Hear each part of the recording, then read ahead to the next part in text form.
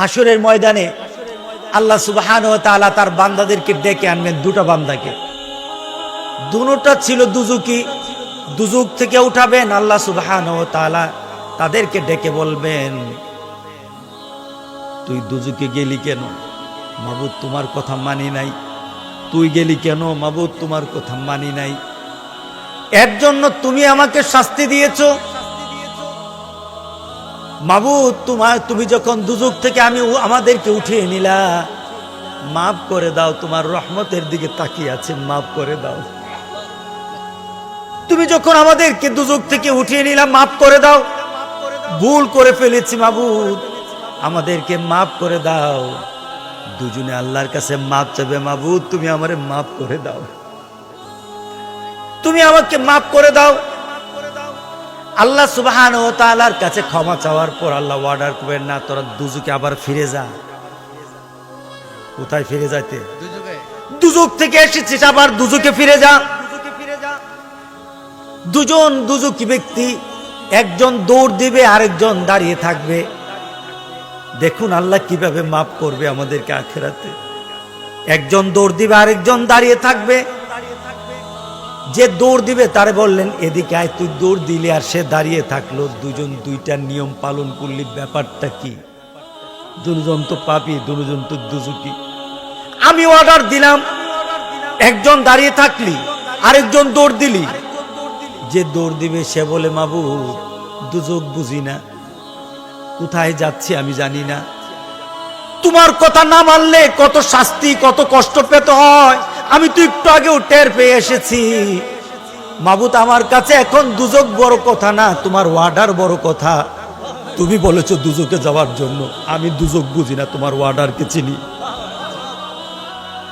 তোমার ওয়ার্ডার না মানলে কত বড় শাস্তি হয়, এইটা অনুভূতি আমি পেয়ে গেছি।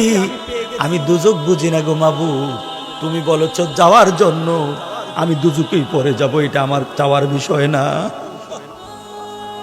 বুঝলাম তুই আমার কথা মানবি, তুই দাঁড়িয়ে থাকলি কেন? তুই দাঁড়িয়ে থাকলি কেন? মাবুদ তোমার কথা না মানলে কতটুকু কষ্ট তিলে তিলে টের পেয়েছি দুজকে পড়ে।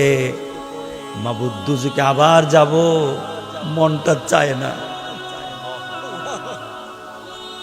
তোমার হাবিব আমাদেরকে জানিয়েছেন, তুমি তোমার হাবিবকে জানিয়েছো, তুমি নাকি ভালোবাসাকে 100টা ভাগ করেছো, 100টা ভাগ করে 99 ভাগ নিজের কাছে রেখেছো। একটা ভাগ গোটা পৃথিবীর সকল মানুষের মধ্যে তুমি বন্টন করে দিয়েছো। এক ভাগ থেকে একটু একটু করে সবার মধ্যে বন্টিত হয়েছে, সবার মধ্যে তুমি এটা বেটে দিয়েছো। সবাই এই ভালোবাসা পেয়েছে। এতটুকুর ভালোবাসা কি পর্যায়ে হয়ে যায়, মানুষ মানুষের জন্য জীবন দিয়ে দেয়, জমিনের জন্য জীবন দেয়, একজনের জন্য আরেকজনের জীবন দেয়। মাবুদ একটু ভালোবাসার কারণে এতটুকু পর্যায়ে হয়ে যায়, আর তোমার কাছে তো তুমি নাকি 99 ভাগ ভালোবাসা রেখেছো। আমার মতো গুনাহগার গুলিকে বাঁচানোর জন্য তুমি নাকি তোমার কাছে 99 ভাগ ভালোবাসা রেখেছো। মাবুদ ওই 99 ভাগ ভালোবাসার দিকে তাকিয়ে আছি, কখন তোমার একটা রহমতের জুস চলে আসবে, তোমার জুসের দিকে। কারণ তুমি তো বলেছো তোমার রহমত তুমি গজবের উপর প্রাধান্য দিয়ে থাকো। তুমি নাকি রহমতকে গজবের উপর, তুমি আযাবের উপর প্রাধান্য দাও। রব্বুল আলামিন ওই প্রাধান্যর দিকে তাকিয়ে আছি, তুমি রহমান, তুমি রহিম, তুমি আমাকে ক্ষমা করে দিবা। তোমার ওই নামের দিকে তাকিয়ে দাঁড়িয়ে আছি, মাবুদ তুমি আমাকে মাফ করে দিবা, তুমি আমার দুজকে দিবা, এটা আমি বিশ্বাস করি না, এই আশায় দাঁড়িয়ে আছি। আল্লাহ সুবহানাহু ওয়া তাআলা বলেন, বান্দা তুই যেটা করেছিস এটা তো আমার রহমতের আশা, তুই যেটা করেছিস এটা তো আমার ওয়ার্ডারের কথা, দুজনেই পালন করেছিস আমার কথা। যারা আমার কথা পালন করে আমি আল্লাহ তাদেরকে আযাব দেই না রে বান্দা। বান্দা তোরা দুইজনে আবার জান্নাতে ঢুকে যা, তোদেরকে জান্নাত দিয়ে দিলাম। আল্লাহু আকবার।